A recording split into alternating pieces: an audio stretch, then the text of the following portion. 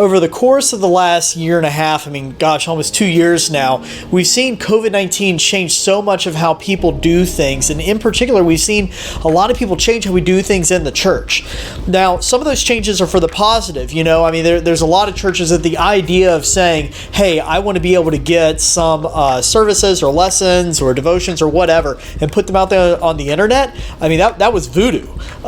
Some churches flat out resist the idea of putting things online, whether those are services or whether it's things like the ability to give tithes or any other manner of church business as people would think about it.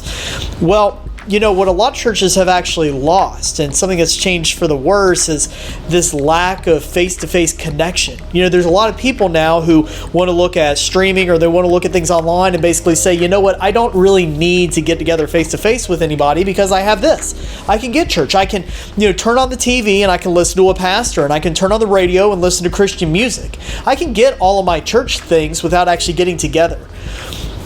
If we boil church down to basically just a series of checklist items of things that we see done every single week, then sure, I guess you can do that, but you're really missing out on what makes gathering so profound.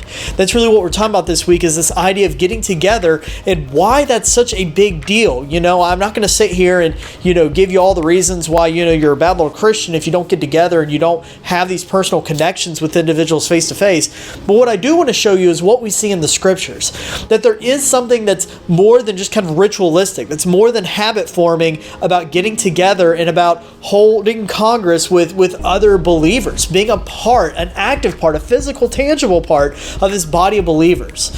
Here in your groups, what you're going to do is you're going to go over 4 different ways that we see gathering as being something that is profound, that is more than just a physical act or a date on the calendar.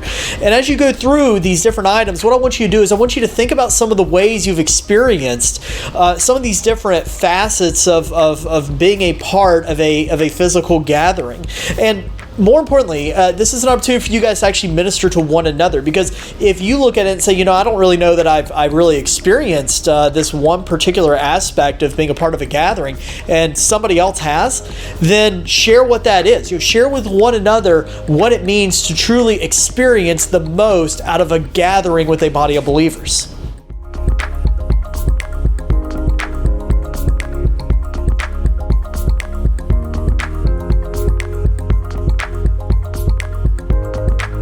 Gathering is about so much more than just kind of the act of getting together. It's about more than just waking up and forcing yourself to show up to something because you want to be that good little Christian. You want to do all of the Christian things.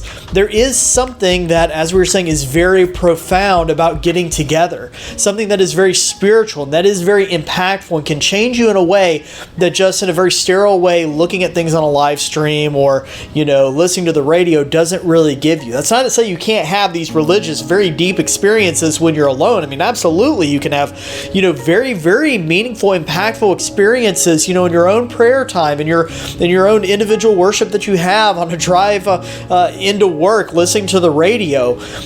But there's something about getting together with other people that's about more than just kind of the way people are used to doing church. We talked about how it can be profound, but what does that actually look like? Again, I think sometimes we have these conversations about what it means to be a part of a church and why it's profound and ways that we're a part of a church. And we talk about kind of these touchy-feely ideas, but we never talk about things that are actually tangible, what we actually do. But we do know from the scriptures, even though there's just a few sections that talk specifically about, formally church, the church structure, we do see what it means to get together with a group, to actually gather together, things that people do when they meet that actually build each other up. So what you're going to do in your groups is you're going to look at some of these different ways that people actually get together and the things that they do. And as you're doing this, you can look at this and kind of take stock for a moment of the things that we as a church, even as this disaggregated, decentralized church, what are ways that we're actually doing these things? And then look at it and say, what are ways that maybe I could do better? as an individual to actually be able to, exhibit some of these different facets of a church? And then what are some ways that we as a church can actually help you, can help others to, get the most out of these gathering experiences, whether here on a once a week basis, whether at a Bible study or anywhere else?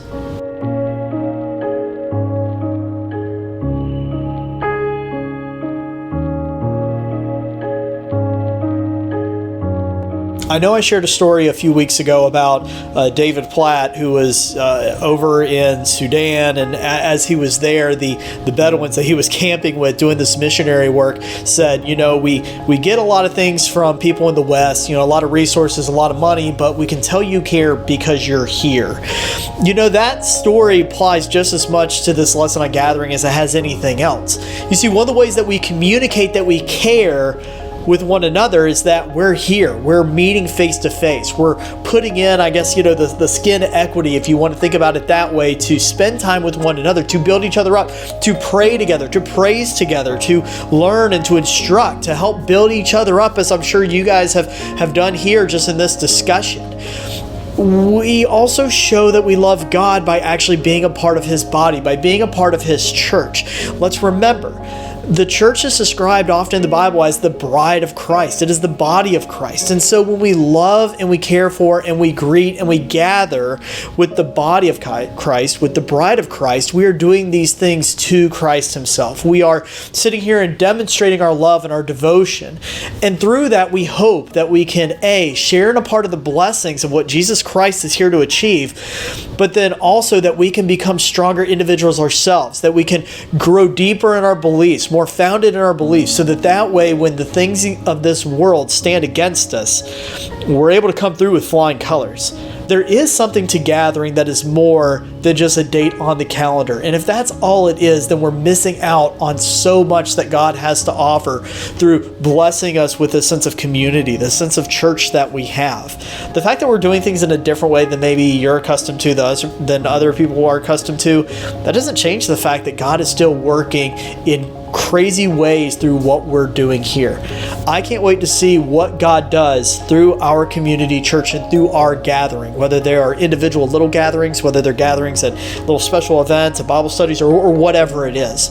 But let's really dive into what this sense of gathering is, and let's really embrace the sense of getting together to make it something that's more than just weekly drudgery, but something that we look forward to, not just because it's yay exciting, going to be a big concert or whatever, but looking forward to it because we get to participate in something that is deeply profound and based on a great and a loving God.